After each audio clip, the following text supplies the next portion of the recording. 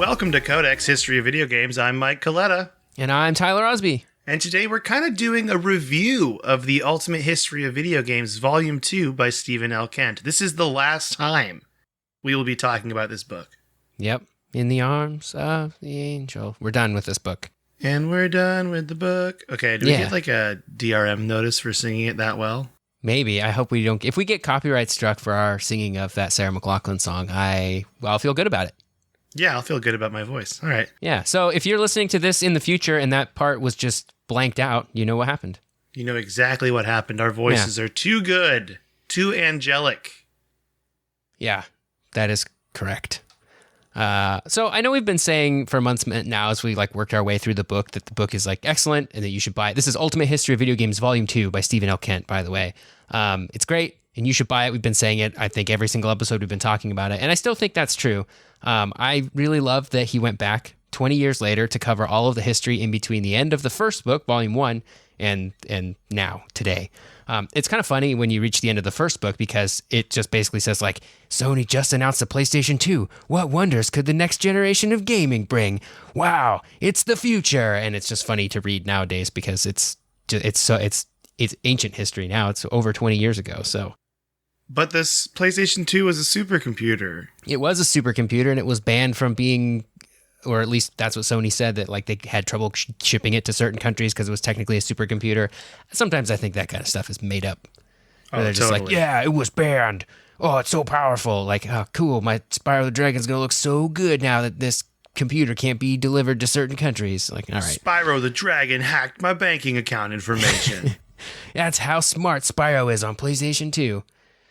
On PlayStation 1, he could only hack your cell phone. But yeah, you can get your address and nothing else. Yeah. So what I like about the first book ending there is it's fitting to me personally, and probably you also, Mike, because it's probably about that point in my life where I started to pay attention to the industry as a whole. Right around 2000, 2001, 2002, 10, 11, 12 years old for me. I played games and loved them since I was a small child, obviously, and I had been getting Nintendo Power for a couple of years, so I kind of knew what was coming, at least as far as Nintendo stuff happened, but obviously Nintendo Power is super biased towards Nintendo things, doesn't really give you a broader view of what's happening in the rest of the gaming sphere. But by the time the PlayStation 2, Xbox, and GameCube launched, I was starting to get a bit more plugged into the industry. I was walking by the newsstands at the grocery store because that's still the best way to get your news, and seeing other magazines besides Nintendo Power and being oh, what's this PlayStation magazine? What's this Electronic Gaming Monthly magazine? That kind of stuff. So by the time the PS2 came out, I was definitely interested in checking out games beyond just what I saw at the store and what my friends had. And also I was old enough to comprehend the world around me. My worldview started to get larger and larger than what was just immediately in front of me. So the first book ends there. That's perfect for me because that's where I picked up doing history stuff myself. Yeah, I 100% agree with this. Yeah, this was pretty much how I felt too, because there were definitely times in Volume 2 where I was kind of just I lived this, which one makes you feel kind of old, and two, it's just I've seen it already. And there were, don't get me wrong, there were moments with all this that I did not know in this history that I, quote, lived through. Oh, yeah, definitely. For example, one of the big ones that stood out to me was the whole, watching the death of Sega, even though it technically happened in real time around us, I didn't know a lot of the details surrounding it. Yeah, and to me, my interpretation of the Sega stuff around that time was less about the death of Sega. I didn't feel like Sega had died. I felt like they just stopped making game consoles because they were still putting games out. I mean, they still are. They're still not dead, I guess. So the death of Sega is kind of overblown, I think. Yeah, I should say death of hardware sales. Yeah.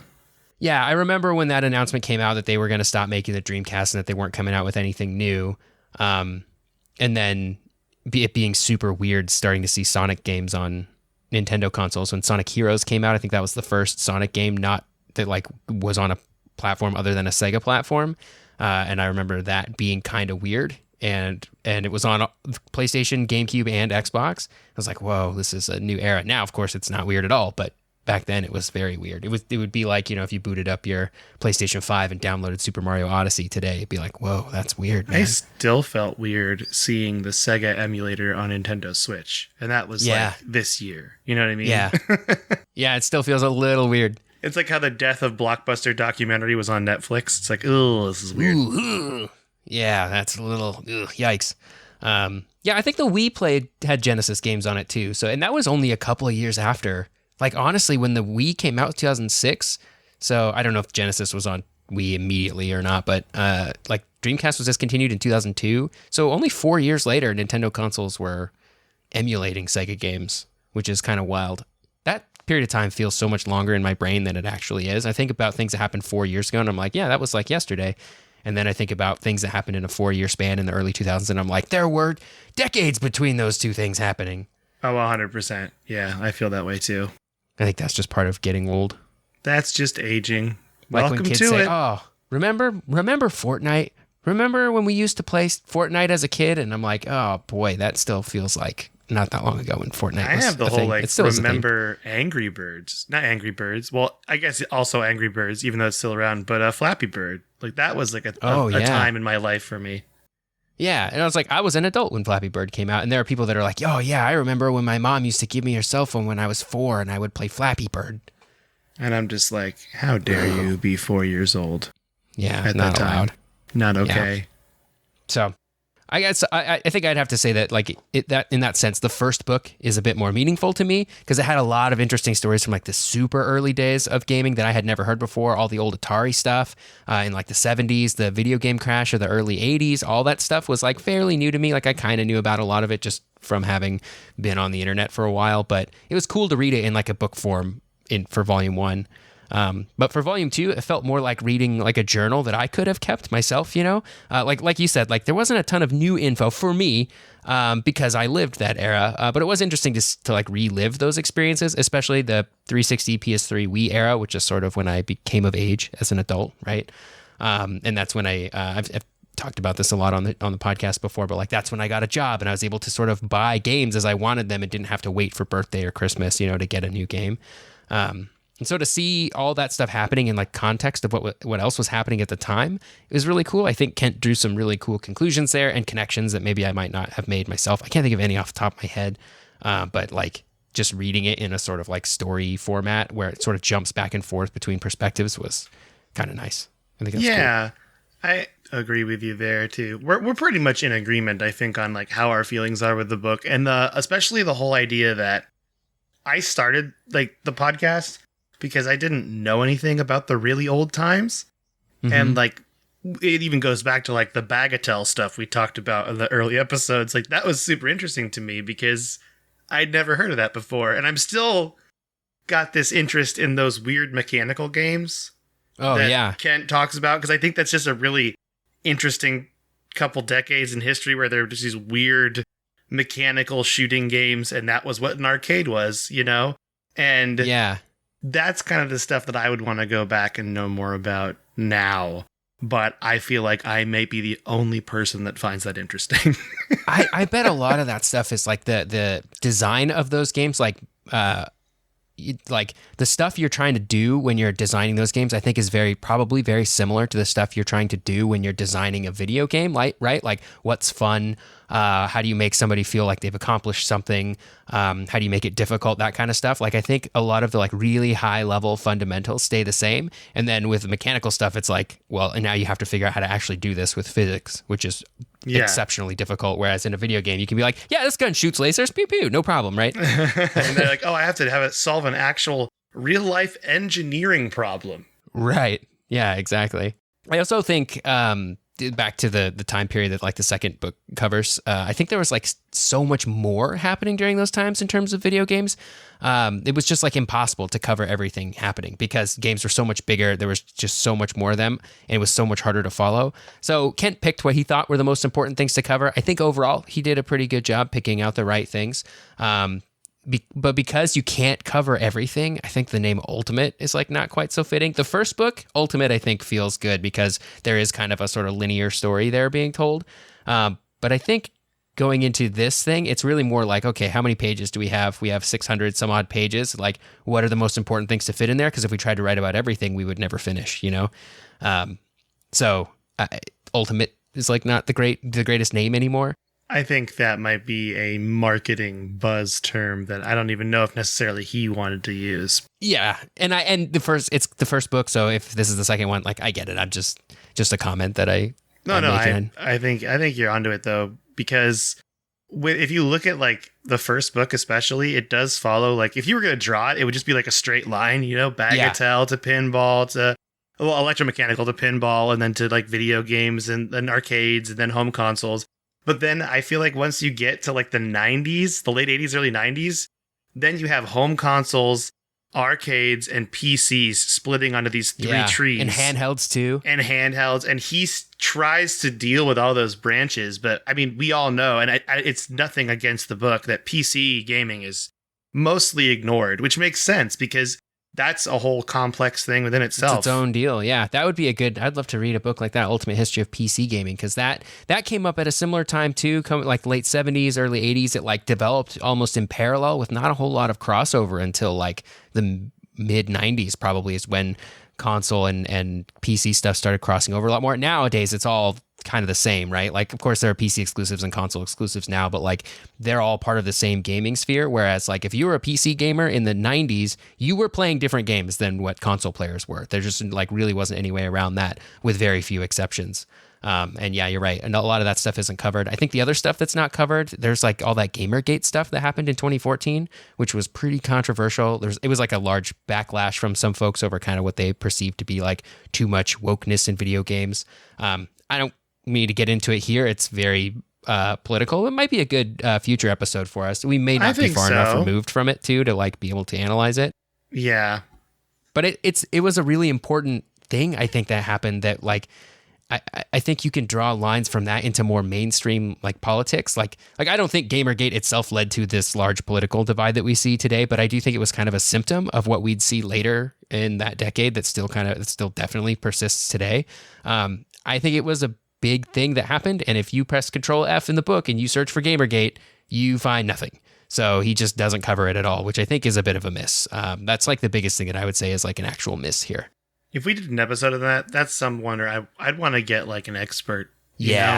Find someone that knows more about it, because I know it started from like some central event, and then it kind of spiraled out of control there.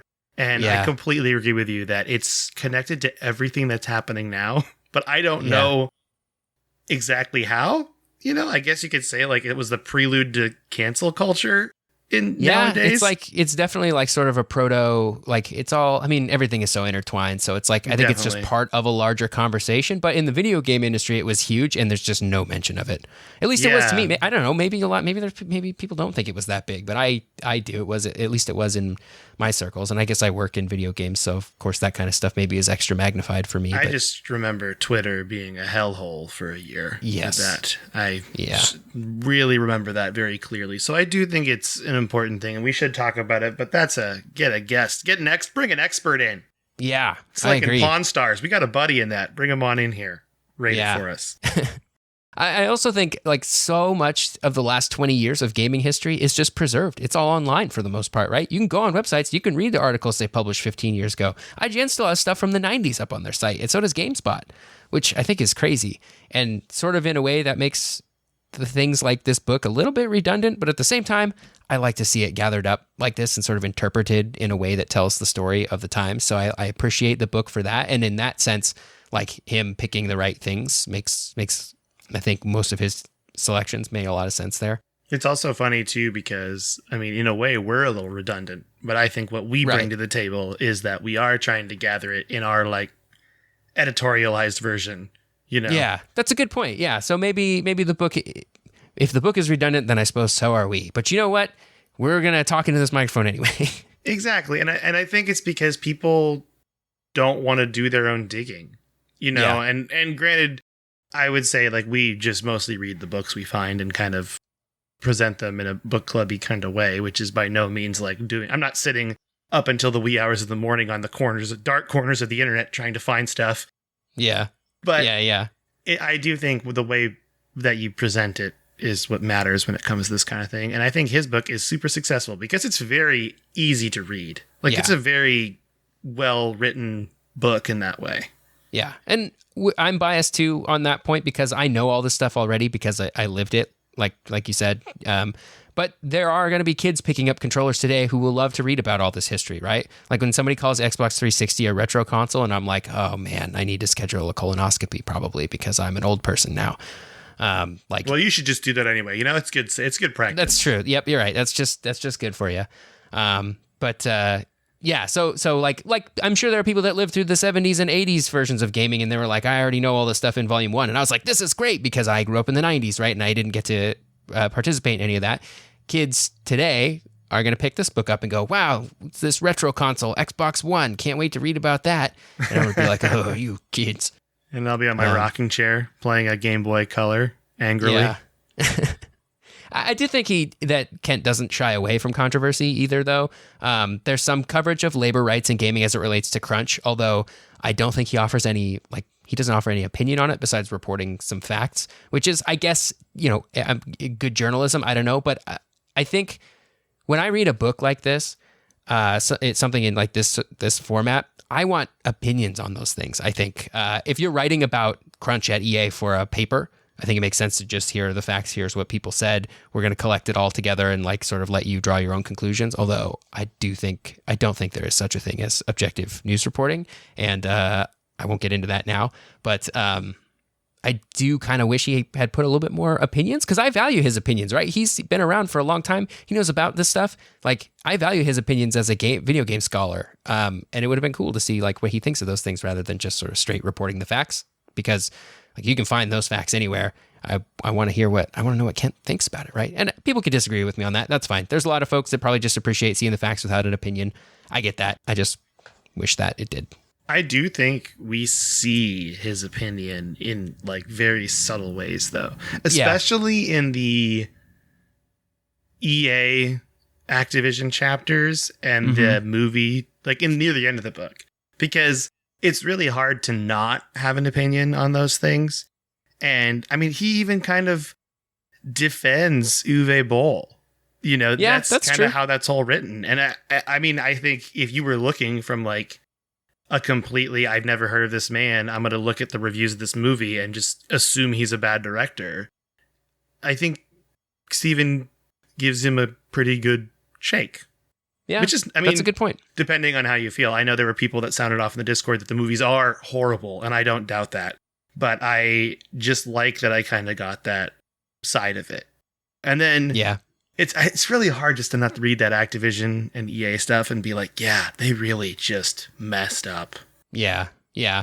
And I think this is part of why I say there isn't, I think there isn't really such a thing as objective news reporting, because the facts that you choose to report are you can't report literally everything happening everywhere all the time. So the things that you choose are important is sort of indicative of your opinion. So the things that he does choose to report here, sort of show you where he's at on what he thinks is important, right? So I guess you're right in that sense. Also, we did talk to him in the interview about, we asked his opinion on the video games as our question, which he got excited about because he is trying to go for that journalistic, not giving an opinion side of it. And you can listen to that. I mean, he thinks video games are art. He's very clear with that. But I like that he's trying, because I don't think I'd be as good at that. Yeah. In the episodes that I've done where we're just talking about a game from our childhood, I gush over these things without looking at their flaws. I know I do that. That's fine. I think that's part of for something like a podcast, right? If we were just here spouting the facts, I don't think that's that interesting. I hope that the reason people like to listen to us is because they care about what we think about the things we're talking about, right? Anybody can read a Wikipedia page and get the facts, but we have opinions too. I was going to treat it like an AP history class where I just say a bunch of dates and then we test our listeners on it at a later date. That's a great one. We should just do it every now and then. We'll just do a test. And we're going to charge them $70 for the test. That's our Patreon. Just going to be Yeah, just tests. Do I get college credit? No, but you get our respect. Yeah, we will send you a degree. Whether or not it is a useful degree is entirely up to you. Jaybird University. So I do also think The one thing that I would say about this book that felt a little weird to me is the movies and games section, just like sort of tacked on at the end. It felt like it was an add-on more than like part of the rest of the book. I think maybe I would have liked to see that story threaded more throughout the book, as another perspective, as we were talking about how good he was at going back and forth between these different perspectives of what was happening. I would like to see the movie stuff in there too, but it just was sort of tacked on at the end as like, oh yeah, this happened too. And maybe it would have been distracting in the rest of the book. But it was kind of hard to place where and when the movies were happening within the larger history, because we just read all this stuff and now we were sort of doing the movies thing separately. It was like optional DLC in a game where you like follow another character through the game story to see where they were when all that other stuff was happening, you know, where it's like, oh, okay, I can place this stuff if I think about it and do that and brain work myself. But I think it would have been cool to fit it in with the rest of the book. So I don't know. Sometimes it's fun to do it that way. It just felt weird to me. Maybe it would have felt weird the other way too. Maybe that's why I chose to put it on separately. Maybe they tried to do that and that didn't work. It felt out of place in those things. I have a theory. Okay. Do you want to hear my theory? Yes, I do. I feel like the movies and game section is added on because I think it almost feels like this could have been a different book. Yeah. And I wonder if he just wanted to cover it because he wanted to have it covered. Because he kind of mentioned, I don't know, maybe this is me like speculating and I don't remember exactly from the interview, because we asked him if like why he did a second book. And it sounded like he wasn't planning on doing a second book, if I remember that interview correctly. And I wonder if he wanted to just make sure that he covered this and it was a part of the book. Because it does, I do agree with you, it does feel like kind of an add-on. It's a good section. Like, I think there's lots of good information there. I think he tells the story well. It just, you're right, it feels like a separate storyline that actually does weave in with the rest of that storyline. So it wouldn't it have been cool though to get like a whole book about this whole video games as art, video games and movies question, or even like other art forms crossing over? Because you have like, look at TV, you got like just art in general. Like, I feel like how many people like draw video game art? Yeah, I definitely think it could be its own thing. And I wonder if that what might have been the intention at some point for him to do that. That would be a question I would want to ask him if we do an interview again with him. Yeah. That would be a good follow-up question. But on the flip side, my favorite stuff are when they take the consoles or the handhelds and they like pit them against each other and like it's almost paragraph by paragraph. It's not that quick, but it feels that quick where we're going back and forth between like PSP and DS and like sort of racing against each other. I love that stuff. And that's why I think it would have been cool to have the movie stuff in there too, because it's like, as we see the GameCube developing alongside the Xbox and the PlayStation 2's already been out for a year. And what are movie games doing at this point in time? Like, we just got 2001, we would have got like the first Resident Evil movie, right? Like that would have been cool to see in there.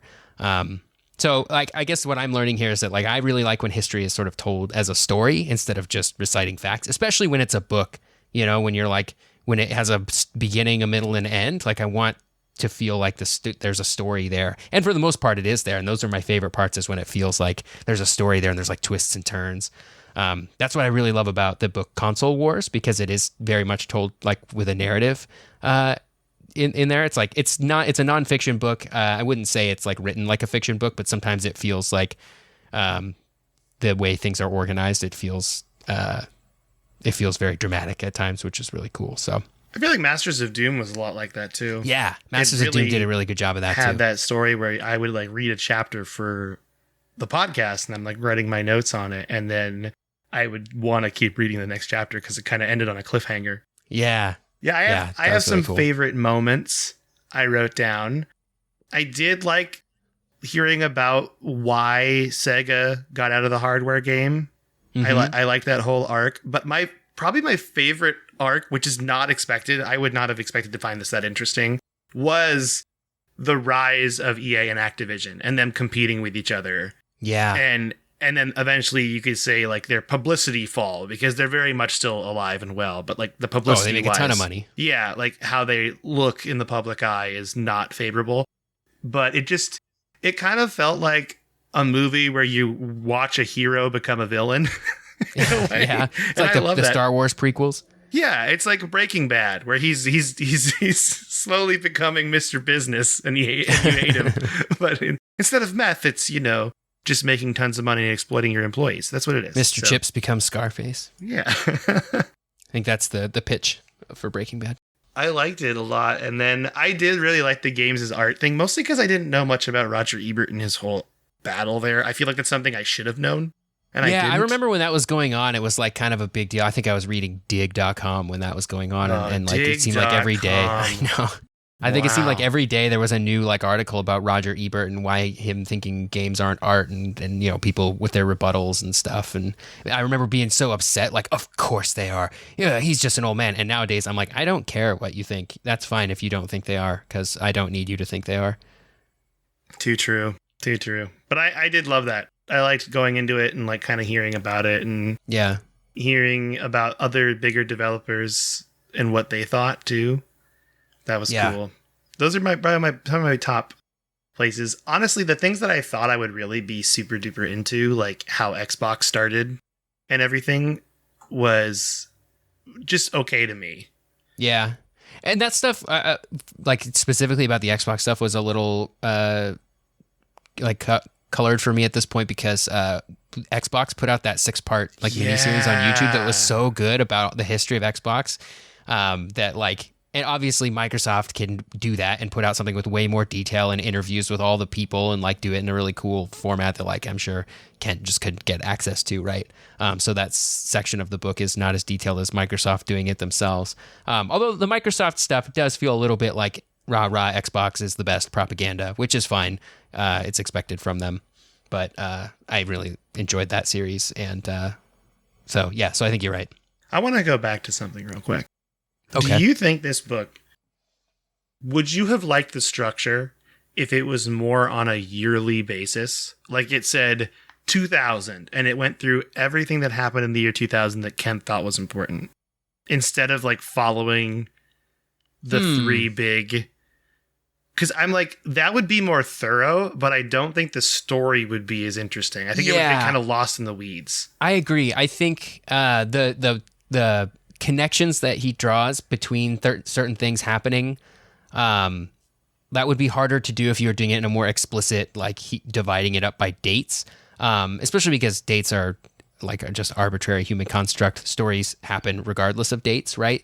So I think telling it more in a chronologic way feels better, like telling it from the start to the end feels better, but I don't think I would explicitly divide it up by dates.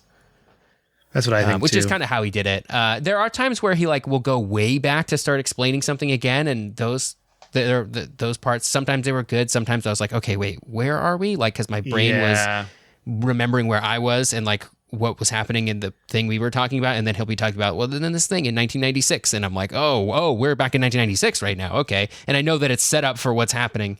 Like my brain was in 2007. Right, and I know that the thing that happened in 1996 is setting up for this thing we're about to talk about in 2007, but it's sometimes there were some brain jars where I was like, oh, okay, all right, we went back in time here.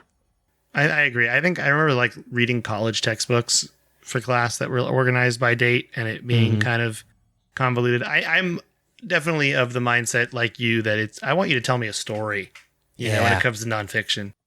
Sit me down, tell me a story by the fire. Stay a while and listen. Oh, that was a really good Deckard Cain. Thanks. That was solid. I'm impressed. It's like Deckard Cain was here with me. Wow. That's what I want in this podcast. Well, I guess I'm out. Deckard Cain's back in. Yep. Well, thank you for listening to the last episode of Codex. No. So, yeah, I mean, I guess all that is to say that I really did like the book, even if it was a little redundant for me, because I lived this era and I remember a lot of these events pretty well. But if you're at all interested in this stuff, I think the book is worth picking up. And Volume 1. I think Volume 1 especially. And I'm going to keep them around because I got kids in my life now. Not my kids, but I got nephews that would probably love to catch up on some video game history when they're old enough to read and be interested in that, which won't be for a few years still. So, yeah. But I'm happy Kent came to talk to us last summer, too, because that was awesome.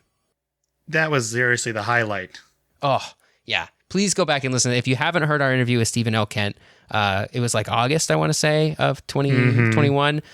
You should go back to that and listen to it because it's one of my favorites. And it reminds me that we need to have more guests on the show. Well, he also said he'd come back on. So I think I'm going to start, now that we're done with the book, I kind of want to send him an email and kind of get his thoughts on how Yeah. he feels about the book. And because I think we both agree the book is good and it's definitely worth reading, especially it's not diving into a particular topic, but I think it's the best one for this if you just kind of want a timeline. Yeah, it's a really good overview of just all the stuff that happened. Yeah. And I don't think every subject in this is like worthy of its own book anyway, but there are some that I would love to read the book of that subject. Well, so that's kind of what I wanted to talk more about is now that we've done the overall history, I feel like up to mostly almost present day between these two books is now you and I can start getting way more specific, which I'm very excited about.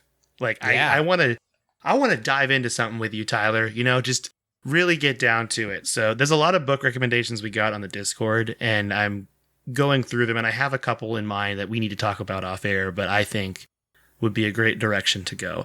But the hard part is we both, I think, really want to do PC gaming. So we need to find a book on PC gaming because that might have to be first, that's a good idea. Because that's something that was completely missing from this and is so important. And a lot of those old DOS and old like Amiga games are on that classic reload site that you can play. Yeah. You can, that stuff is really easy to play now. Yeah, we can like play that now for free. So if we start talking about these games, you and I can actually play them and kind of give our like 10 cents on the games real quick, which I think will be fun. So cool. Well, that's our thoughts on the book, right? Yeah.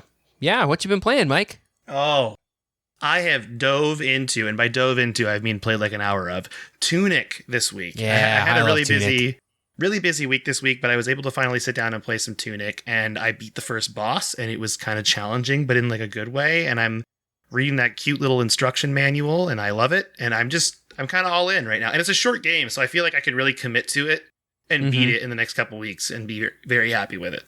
Yeah, same. So what have you been playing? Yes, same. Tunic, a little bit more Tunic.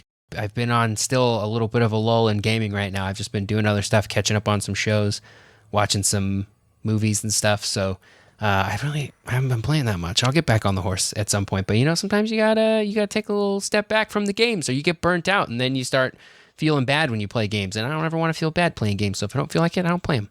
Yeah, that's a very healthy outlook. My thing too is like when I don't like I've been kind of in a spot where I've been traveling more for comedy and I don't have a lot of free time, which is good. But now when I do have free time, I just want to lay. Yeah. And just have the media fed to me. I don't want to think. So I've been watching a lot of like YouTube videos on history of gaming, just because that's obviously what we're both interested in. I do a lot of that. And then I've been watching a lot of no-clip documentaries. And then... Oh, those are good. I love those. And then I've been also watching like the shows that you and I talk about, like Picard and Halo and all the fun TV shows that... Yeah, Better Call Saul is back.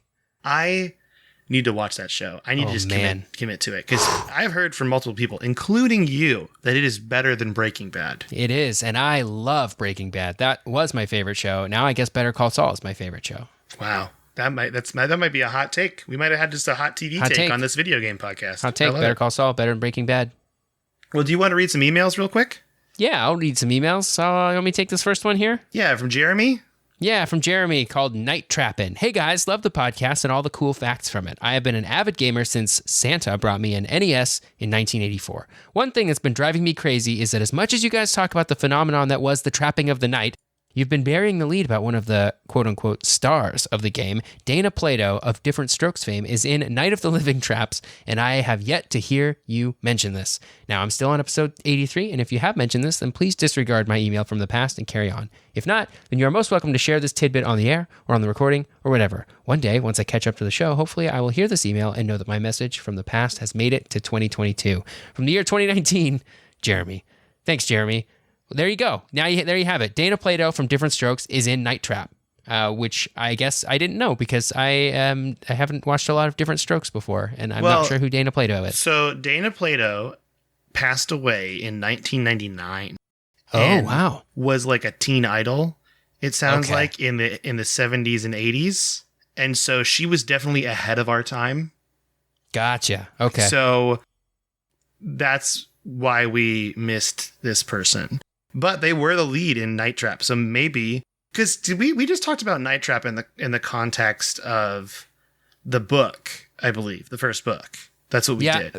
Have we done it? I feel like maybe we did an episode on Night Trap. Have we? This is one of those I classic don't know. stories of where you do a podcast and you're almost at 200 episodes and we can't remember what we talked about because it all kind of bleeds that's into a one. fact. If you remember us doing an episode on Night Trap, please let us know. If not, maybe you and I, Tyler, should play Night Trap together and talk about it.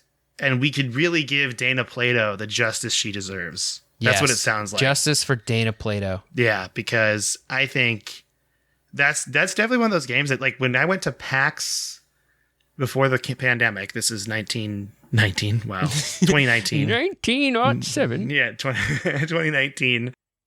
That fall, I went and they were selling Night Trap as like a re-released looking game. Yeah, I think Limited Run Games did a printing of Night Trap. They did. Because it's out on Steam and stuff now, so like it has a modern like release, doesn't it? But they had like a physical release of it at their like little stall that they had set up there.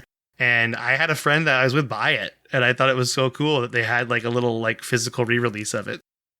Yeah, that's cool. Yeah, maybe it'll be a fun one to play. You know, people talked about us streaming on here. I don't know how technologically how that would work, but maybe we could just play a game and record ourselves while we play it. That would be fun too. Yeah. Cool. Well, do you want me to read the next email now? Does that sound good? All right. This next email is from... I'm actually going to skip this one because we're going to do this one last because we're going to play the game at the end. So I'm going to read Mackenzie's email because the other one is clearly for you. Okay. It's Metal Gear Solid related. So I'm going to read Mackenzie's email. This is Mackenzie from Washington. She says, best podcast ever, hands down, no contest. Thank you, Mackenzie. Hi, Jaybirds. I've been holding off sending an email for months because I wanted to finish the podcast first. But I just finished the episode with Stephen L. Kent and had to send one. It was super great, and I hope you have more guests on the podcast. The show is my favorite ever, and I listen to multiple episodes a day while I draw. I love the way you guys talk about the history, but you could talk about your pets for an hour a week, and I'd still listen for the world's best cheesy jokes and my favorite podcast hosts. Thank you. I'll be sending another probably insanely long email when I catch up on the episode. Smiley face, Mackenzie from Washington. P.S.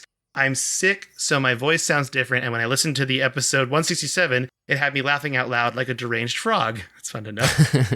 And then Mackenzie actually sent a follow-up email that says, no, I forgot to say the official Codex sign-off spider butts at the end. Well, you just did now, so thank you, Mackenzie. That's very nice of you for the email. And we do want to have more guests on the podcast. We just want to try to get history folks, you know? Like, yeah. Because we're not experts. We want to get some experts. You know what I mean? That's right. That's right. All right. Do you want to read this one from Shane? Yeah, got one from Shane here. Hello, Mike and Tyler. Hope you're both doing well. This show is as awesome as ever, and I'm really looking forward to what you have in store for the big 200. That's right, we have 3 episodes till we hit 200. First off, Tyler, I had no idea we shared a birthday month until last week when Mike said happy birthday. So, happy birthday. You got me beat by 6 days as I am April 30th, which is actually today as we record this. So, happy birthday, Shane. Happy birthday, Shane. Proud of Birthdays. You for birthdays. Also, I'm in April too, so we all share. This is nice. Oh man, so many birthdays. Anyway, on to the real email. You guys may remember an email I sent a while back, which I stated I had listened again to Tyler's series on Metal Gear Solid, and I said he'd done such a great job that I decided to give the series another go 20 years after I'd sworn it off because I'd been duped by the second game. I wanted to drop a quick update and tell you, Tyler, you were right. The series kicks spider butts. It took being an adult to realize how good it is, but it really is great. I think my enjoyment comes from the realization that, as you said, the series is dripping with anime themes and is meant to be somewhat ridiculous. I'm not done with the series quite yet, but I am getting ready to start The Phantom Pain. Again, Tyler, thanks for the awesome work that convinced me to play this series, finally. Oh man, The Phantom Pain is the weirdest one of them all, I think. Which one is that, like, numbers-wise? Is that 5? 5? Oh. Yeah, it starts off with a very strange hallucination scene. Question mark hallucination scene? I don't know. Might have been real. I can't remember. This is really like making me want to play these games here. This is intriguing. It's so weird. One last thing as a random aside. Have you guys ever looked at Solid Snake's butt? My goodness, is that thing ever toned in those sneaky suits. It makes me think Kojima could start a Solid Snake themed beach jazzercise series called Metal Gear Solid or Buns of Liberty. Wow. Those are all really good. It already has a ready-made sequel, Buns of the Patriots. Anyways, I hope I made you guys chuckle. Keep up the good work. Solid Snake butts, Shane. Wow. And yes, Solid Snake's butt does look great in the sneaky suit, and I would do all of the jazzercise if it was Metal Gear Solid puns. narrated by Solid Snake, and he's just like, "You could do it." Well, you're in a Stairmaster. Buns of Liberty is my favorite. Buns of Liberty is great, Wow. And then Buns of the Patriots is a follow up. Perfect email. Okay, last email. This is from Mo. Hey dudes, it's Mo. The subject line is 20 questions. One of my favorite things to do with other gamers to test our video game knowledge is to play a round of 20 questions. One person thinks of a specific video game title, Super Mario 64, Street Fighter 2, Halo Reach, etc., from any era. And one or more friends will have 20 yes or no questions to make a guess at the game you have in mind. If they make it that far, the 20th question has to be a guess at the game. So you'd have to be like, is the game Halo Reach? And then I'd say yes or no. Some helpful questions we've used include, was the game originally released after 2000? Did this game originally release on a cartridge? Was this game exclusive to a Sony console? Is this an RPG? Dang. And so on. Those are good. I might have to use those. You're going to have to use those, I think. Those are good questions. The person who chose the game can use Google to make sure their yes and no responses are accurate, but they can also just pass on a question that they can't definitively answer if needed. Does that mean it counts, you think, if I pass? I think if you pass a question, it doesn't count. That's what I think, too. Okay, good. I thought it might be fun for you to challenge each other to a game of 20 questions sometime if you have some extra time at the end of an episode. Listeners can play along as well and try to guess the title of the game before you do. One more rule. If an incorrect guess at a specific game title is made, the round is over, regardless of how many questions remain. It's a great way to kill time with friends in the car or whatever. Spidicus Maximus, Mo. Okay. Thanks, Mo. So here's the thing that I picked a game. Okay. Tyler. And because I'm a professional, I have the Wikipedia page of the game up right now. Okay. So I want you to guess this title. You know this game, I should preface. We're kind of starting off easy because you definitely know this game. I know you know this game. Okay. So I have a tally sheet next to me, and we are going to start right now with your first question. Okay. Was this game originally released after the year 2000? No. No. Okay. These questions that Mo has are extremely helpful because now I'm going to ask, did this game originally release on a cartridge? Yes. Okay, so I know it was not exclusive to a Sony console. So it's on a cartridge before the year 2000. Is this a Nintendo 64 game? Yes. Okay. You're doing great, by the way. You're doing great right now. Was this game made by Rare? Yes, Tyler. Okay. Is this game a first-person shooter? No, it is not a first-person shooter. Okay. You've done 5 questions right now. Okay, great. Does this game involve a bear and bird? Yes. Is this game a sequel? No. Is the game Banjo-Kazooie? It is. You got it in 7 questions. All right. I think I went too easy. I was like going to go with a game that you love, and you crushed it in 7 questions. 7 questions. That's really Freaking good. Got 'em. Oh my gosh, this is fun though. I think we could do this at the end of each episode as like a fun. Okay. I'll do one. The next one, I'll think of one, and you guess. Yeah. And I think it would be fun too as we get better at the game to get absolutely absurd with it. You know, the hard part is we really got to make sure we pick a game that we know the other person knows because it's no fun. Yeah. If I've never heard of the game in my life. So yeah, maybe later on we can get to hard mode, and we can pick games that we're not sure about. But I think you're right. For the first few, we gotta. This is a great thing, though. And now Tyler is 1-0. He's won. I think at some point we should have some sort of like yearly total, and one of us is the champion, and the other one does something silly like buys them lunch or something. Okay, I'm keeping track of this at the top of our notes for this one. 20 questions. Tyler 1. Oh, okay. That way we can, because we'll forget at some point. We'll look back. Yeah. So next episode, we're gonna do 20 questions at the end to guess the game. All right. That was good though. I'm really happy with this. If you want to, maybe if you have a game that you know that Tyler knows or I know, and you want to try to pick the game and stump us, you could say in the email, like for Tyler's eyes only, or for Mike's eyes only, or DM us on Discord. That's probably the best way. So we'll say this. If you want to send us an email right now, you can do that at codexhistorypodcast@gmail.com. You can join our Discord either through email or on my Twitter profile, Mecoletta, MECOLETTA. There's a pinned tweet at the top of my profile. That is a link that never expires. Tyler is on Twitter at SneakerElf, ELPH. And you could DM him a game that you could try to fool me with next week. That would be a good idea. Are your DMs open on Twitter, Tyler? I think so. I haven't turned them off. I've heard the 20 questions video game suggestions goes down in the DM. That's what I've heard. Oh, it goes down in the DMs, huh? It goes down in the DMs. But with that, I think that's everything. And so next week, I honestly kind of don't know what we're doing next week. I have an episode that I've been working on for a while. We might do that one, but we might do something else. Who knows? It's kind of a surprise. This is fun. All right. And with that, do you want to say bye to everybody, Tyler?